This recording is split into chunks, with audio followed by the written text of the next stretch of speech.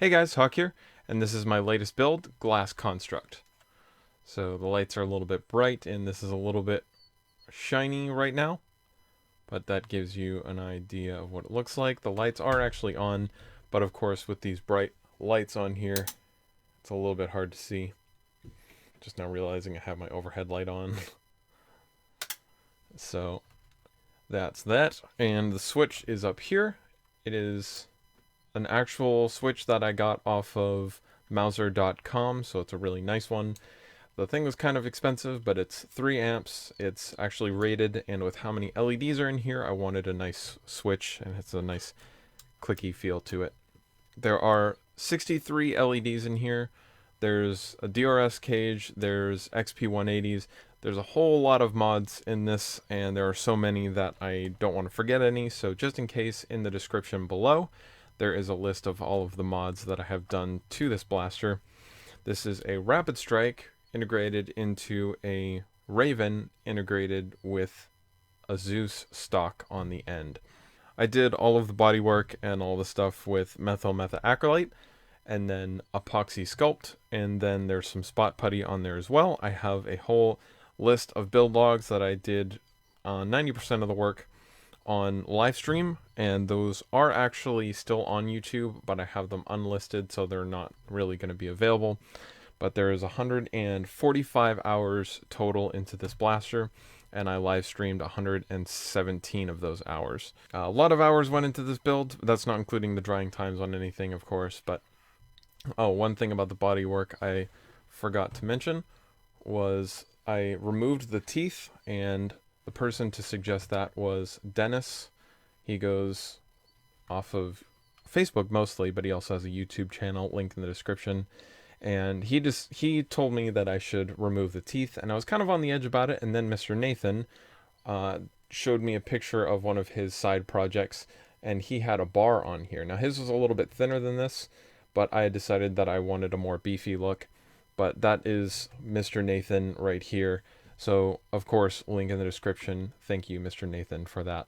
All of the additional parts, like the motor cover and the flared magazine well, those are all, and of course, all the crystal clear parts, those are all made by myself, and they are all cast in resin. And these are crystal clear parts. These will not be available to the general public, unfortunately. They will be available in regular clear, but not crystal clear. The only difference really being that there is a little bit of a yellow tint to the other clear parts. There is a worker barrel on the inside of here. You can see the spiral in there. DRS cage. These are XP. There are 3 XP180s in here, so the pusher as well. And these are the naked XP180s. Of course, you can't get these anymore, but these have the extended shafts that you could get from Australia, and that's what's in those. And this little cap right here is also cast in resin as well. I have a 3-switch live center going on here, and there are 3 Omron 21 amp switches. I have a mounting bracket designed by Captain Slug, and I got that printed off of shapeways.com in some nylon, so it's a really nice quality print. It's not like the filament printing that you're thinking of. I have a magazine in the back here, not really using it. It's just for the aesthetics. I want to cover up the hole, and this was given to me by Nick Marvin, and there's also a link in the description for his channel as well. I actually had to carve out some of the magazine here as well, just to fit the LEDs in there. I'm not going to be using this this magazine in the slightest, so this is a little bit loose right now. But it was tighter before, so I think it's just kind of loosened up on me. But that's not really a problem because I don't use jam doors really that much anyway. So what I'm probably going to end up doing anyway is putting some hot glue on these parts so that it has a little bit more stick in there. And that's not going to be really much of a problem. So this front tray up here is completely unused. Not using it for anything except LEDs. I have some LEDs on the inside of there, but not using that at all. Instead, I'm using the piece right here, and I've integrated a little bit of the battery door from a Strife right here, and I've cut in some holes right here that keys it in, and then I have some neodymium magnets right here, and that holds that in place just fine. That's not going to go anywhere. Right now, this is being powered by a 2S Graphene Lipo that's in most of my other builds. The smaller 1000 milliamp one, and that is a temporary solution, as you can see by the heat shrink tubing here. I need to open this back up and put on some proper bullet connectors, because I have a larger battery that I got. I ordered a battery a long time ago, back in March, and that was a $40 battery. Checked it when I first got it, it was fine. Checked it again when I made this blaster, and it's dead. One of the cells was at like 1 volt or something, and that's a no-go, so that one's dead.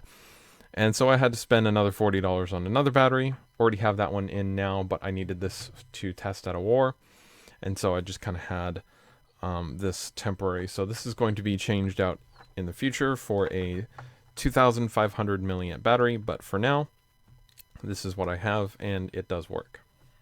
The battery life just isn't the best. All of the LEDs are running off of the battery tray back here, and that's running off of 4 alkalines, just stock stuff. There are 2 giant resistors on the inside of here. They are 10 watts a piece, and they are 10 ohms, and I'm running those in parallel, which means the ohms gets cut in half, so it's down to 5 ohms, which is perfect for this build. And the wattage is doubled to 20 watts. So plenty of protection there for the LEDs. And there's silicone wire holding all of the LEDs together. And for the paint, we have an adhesive promoter, and then a Rust-Oleum black primer, and then we have a Rust-Oleum white to go over everything except for the black, obviously. And then I taped off these parts and then added a Montana blue. It's kind of a neon blue. If you look up F5000, that's the color that I used. And then there is a 2K clear coat over the entire thing, and I used my actual spray gun. I got a spray gun for it, and that is much, much, much easier to use than the can stuff I was using before. So I'm really glad that I invested in a spray gun. Flared magwell. That allows it to be a little more wide because the rapid strike's a little more wide, but it's still the low profile. It's kind of a personal preference whether you like the bigger flared magwells, because the bigger the flared magwell, obviously the more flare you get, the easier it is to jam in there. But at some point, it's going to be so thick that it's a huge piece of cancer on your blaster. I don't really like that. This is a very low profile one, designed to not be clipped on, but to actually be integrated, and you can see the seam line right here as well. And the nice thing about the resin ones is if I wanted an extended mag release, which I've talked about this several times, I personally don't like them, just a personal thing. But if you did want one, since this is solid resin, you could easily carve it out with a Dremel and make plenty of room for that. Also, I forgot to mention the black detail right here is Citadel black as well. And then I have a tactical rail on this side that's in clear. And I have the voltmeter button right here. I was struggling to find a place for the voltmeter button because I can't really put it right here because there's no real place for it. And I didn't really know what to do, so as I was live streaming, I kind of asked people for opinions on what they think and where they think I should put it. And someone that goes by the name of Blades, he's on Reddit, he's on Wacom's Discord server. In the description, I give him proper credit because it's spelled a certain way, but he is the one that suggested that I put the voltmeter button right here. And so big shout out to him. Thank you very much for that. And the voltmeter is back here. So the LEDs are a bit of a conundrum because they are turquoise and they're a little more green than they are in most of their pictures, which, by the way, there's an Imager album in the description below for more pictures of this, more appropriate pictures than just a video. But they're a bit of an oddity because they filter out into kind of a bluish color, and so that's a little bit hard to tell on especially this camera. So I'm going to switch over and show you guys what that looks like in a separate video on my phone. So this is what I mean by I have to have some white light also in the shot, because if I take this out, you can see that it automatically color shifts to a slightly more blue aesthetic, and that's actually not what the color is. I add this back, and you'll see that it shifts to green. That's what it actually looks like. So unfortunate that the camera has trouble picking it up, but these LEDs are not very common. They're kind of hard to pick up on camera. It looks just like this in real life, but if you take out the white light, yeah, shifts all the way to blue. So I just wanted to show you guys what it actually looked like. I think that just about does it for this overview.